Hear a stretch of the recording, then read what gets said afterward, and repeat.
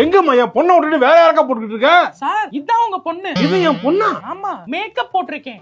என்ன என் பொண்ணு மாதிரி தெரியலையம்மா அது? உங்க பொண்ணே இல்லையே, இல்லையே. மாடல் ஆயிட்டாங்க. மாடலா? பாருங்க, கல்யாண போட்டோஸ் மட்டும் வெளிய வரட்டும். சரி, நகைக்கடை விளம்பரத்துல எல்லாம் உங்க மகளை தான் கூப்பிட போறாங்க. ஜிஆர்டி சொல்றதுலாம் திரிசா போங்கன்னு விரட்டி விட்டுட்டு உங்க மகளை தான் வந்து மாடலா வாங்க வாங்கன்னு கூப்பிட போறாங்க. அப்படியா? கல்யாணத்தை பண்ணி வச்சு அவங்க கரியரே க்ளோஸ் பண்ணிட்டீங்க.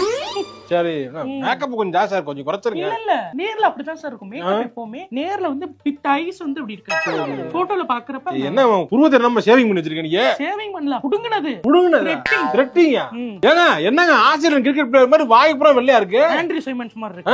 என்ன சார் நீங்க? லிப்ஸ்டிக் அது. லிப்ஸ்டிக்கா?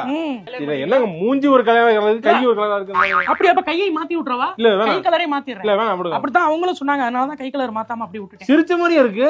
ஏமா அப்படியே இருக்கு? சிரிச்ச மாதிரி தானே இருக்க முடியும். ஏன்? கண்ணத்து தோலை கழுத்துல எடுத்து கட்டி வச்சிருக்கேன் சார். ரிங்கிள் ஃப்ரீயா இருக்கணும்னு இருக்கா. இங்க பாருங்க, கயிறு போட்டு கட்டி இருக்கேன். கட் பண்ணி விடவா? வேணாம் வேணாம் இருக்கட்டும். இதுதான் பெண் என் உங்க மகன். சொல்லுங்க. சரி, இப்படி சிரிச்ச மாதிரியே கொண்டு போய் சிரிச்ச மாதிரியே கொண்டு வந்து இறக்கி பேச விடாதீங்க. யாரும் அதிகமா பேச விடாதீங்க. மேக்கப் கலைஞ்சிரும், அப்புறம் என்னை கேட்க கூடாது. சரி வாமா, அப்படியே வாமா. நீங்க கொடுத்த காசுக்கு நான் பண்ணியே தீருவேன் சார். எவ்வளவு காசு கொடுத்துருக்கீங்க? அப்புறம் நான் பண்ணலைன்னா என்ன கேட்பீங்க? 1 லட்சம் ரூபா வாங்கினா என்ன மேக்கப் போட்டானே தரலன்னு கேட்க கூடாதுல்ல. அதான் நல்லா போட்டு அதுக்குன்னு இப்படியா?